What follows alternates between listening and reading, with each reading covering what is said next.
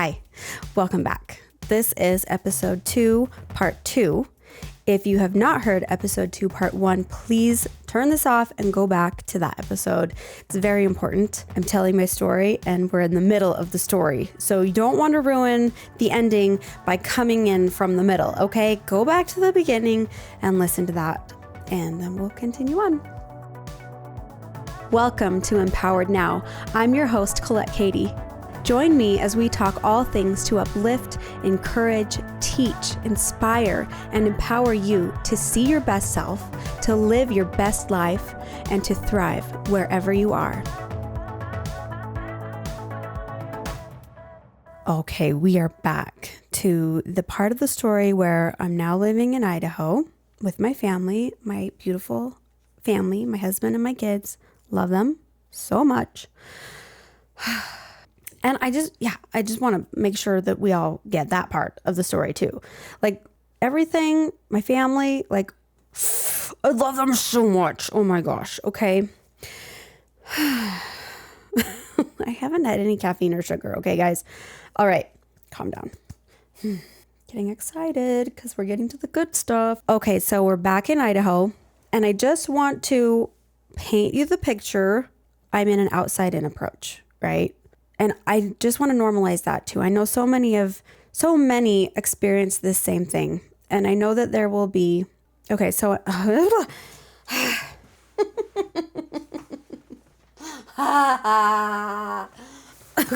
okay. Martine, you are the best. You are the best. Okay, let's try this again. Okay. All right, I'm back. I put myself back together.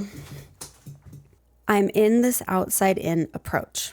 And I know that there will be many of you out there that are probably tearing me apart right now, thinking, oh, you had the perfect life, right? And now you're just ungrateful for it or whatnot.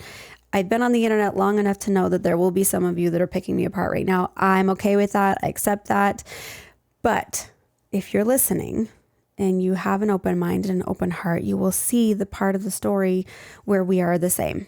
So even if you weren't like me where, okay, we've got all of these blessings, like our life is just amazing, right? Life looked so good and it was good. There were feelings that I was stuffing. There were thoughts and feelings that I was having that didn't make sense to me completely and felt like almost wrong. Like what's wrong with me that I am judging my life or that I'm unhappy in my life? We're hustling, we're reaching, we're businessing, we're doing all the things. Our family's doing well. Like there's just a lot that's happening, but there's this anxiety inside. Gosh, there's so much to this story. Why did I even think that I could do a micro version? I really could do a micro version. It's not coming out that way. It's fine. It's fine. We're going for it. We're all in now, baby. There is no stopping us. So real quick, before I continue on with my story, I want you to think about your own life and where you're at. And, maybe this isn't your story. Maybe there's not any way you can relate. But so often we think that the things outside of us, like if we get this job or if we get this partner or something out here, if this happens, then I'm going to feel better. And we might be playing that out in a lot of different scenarios, a lot of different ways. And maybe it's not even that, for me, where life looked really great on the outside, maybe yours doesn't. Maybe you think it doesn't look great, but once it does, I'm going to feel this way, right? We often think that, kind of trick our brains into thinking, once I have this, then I'm going to feel this certain way. But that is often an illusion. It's not the thing outside of us that's going to create the thing within. So this time that I'm going through, I like to call it the beginning of the journey back to myself, because that's what it was. It's like I was in a dream and I was just pushing down feelings, and I don't want to sound too dramatic, or I don't want to be too dramatic, because it wasn't like, oh my gosh, that's terrible. And I can't remember if I already said this, so I'm going to say it again. I encourage you, if you haven't written out your story, to write it out, because that's kind of where I'm at. I'm in this place where I'm like zoomed out and I'm looking at my life from this perspective of being up here, zoomed out, like, whoa, what just happened? And I'm just kind of looking at each piece of it, each phase of my journey and each version of myself with compassion and just noticing like, wow, okay, this and this and this, and I felt this way. And I honor all those versions of myself, but it is really cool to have that in a story form. Whether you write it out in a journal or you're speaking it in a podcast form to all of these people to listen to, it's powerful. It helps put your life into perspective. It helps you see where the puzzle pieces come together, where the web kind of interlays, and it's like, oh, this happened, but then this happened and that had to happen because of this. And it's just cool. And when you can see your life from that perspective, it's almost gives you permission to be exactly where you are, because you know no matter what happens or no matter what you go through, you're going to be able to handle it. Life's going to be okay. It will. I want to remind you that you matter. And if you are in a place where you are where I was, where you're having these thoughts and these feelings that you're thinking, oh my gosh, I don't want to be here. This isn't me. This isn't my life. I don't want this part. I don't want this part. Promise you someday you're going to look back on it. And I guess I can't promise you that because it's your choice.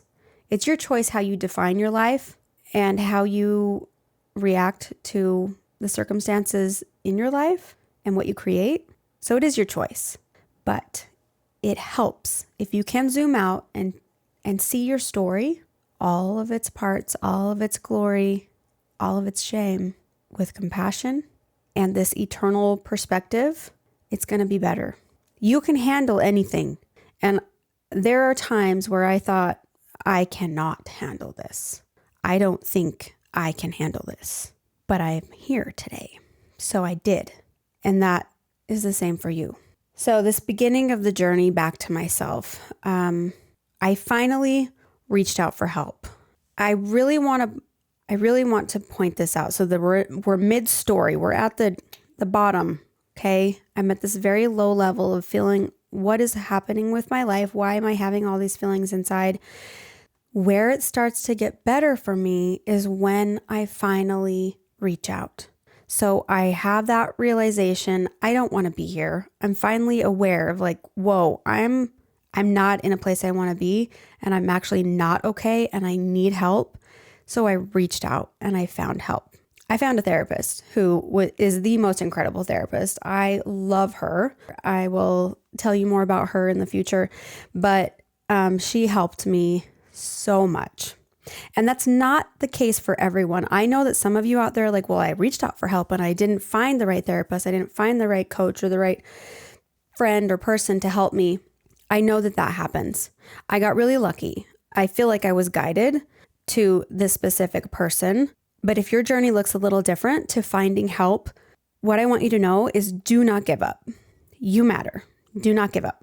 Keep searching, keep reaching, keep asking, keep trying. And sometimes the form of help comes in a book or a podcast or a friend or a person that, you look up to that is just being them and being in their life. So I just want to normalize that life can suck, but you matter. And when you ask for help, you reach out for help, you get help, things can get better. But even more than that, the decision that you matter is the most important. Deciding that you matter enough to do whatever it takes to get better, to feel better, to be better, and to heal, that's what matters. And I want to bring it back to Shay and the kids and the family for a moment. So I was going through like this dark night of the soul, right? And I didn't really feel that I could reach out to Shay for help because he was going through his own dark night of the soul. And maybe that's the same for you. Maybe there's people around you that are struggling and suffering. And of course that affects you. And so if that's you, all the more reason to find help. And if you can't find help in that person because they're going through their own stuff, keep searching, keep asking, find help. Okay. I just really want to throw that out there because it's hard. Life is hard. I started like listening to that feeling in my gut that was like, okay, I'm scared to reach out, but it feels like there's this momentum pushing me forward. It was like time. It was like there was still fear there. There was fear about a lot of fear about reaching out for help, a lot of fear about sharing my story, sharing my feelings. But so often we let fear just kind of hold us back. But if you're feeling you're getting to a point where your fear is like propelling you forward, listen to that, because fear, excitement can feel the same. Not that it's exciting to get a therapist, but you know what I mean? You're only as sick as your secrets. So often we feel isolated. We feel like we're the only ones going through something. We feel ashamed that we feel a certain way or that we think a certain way, or we feel ashamed for who we are. That's so normal. And that's what stops us from breaking free. That's what keeps us kind of stuck in that place. So if you can, just let yourself just taste the fear. Let yourself just taste it and keep moving. And so this next part of my story, I've been very cautious and thoughtful about how I share it because it involves other people. So one thing that I discovered, you can hear my heart beating. I can hear it in the mic. It's funny because I'm feeling that fear that I was just talking about. But it's not really fear. It's like, I know that it's time. So one thing that I learned in my journey, I had a lot of patterns and ways of thinking and beliefs that I had developed over time, from childhood, that were no longer helping me. And they were really making themselves clear and loud so that I could see them, so that I could finally work through them and shift them to unlock this newer version of me that I am so in love with. And one thing that really helped me see that was recognizing the role of addiction in this story. And I've been very cautious and thoughtful about how I bring this up. But as many of you know, my husband, Shay, and it's not really a secret, he's talked about it online, that he has struggled with addiction.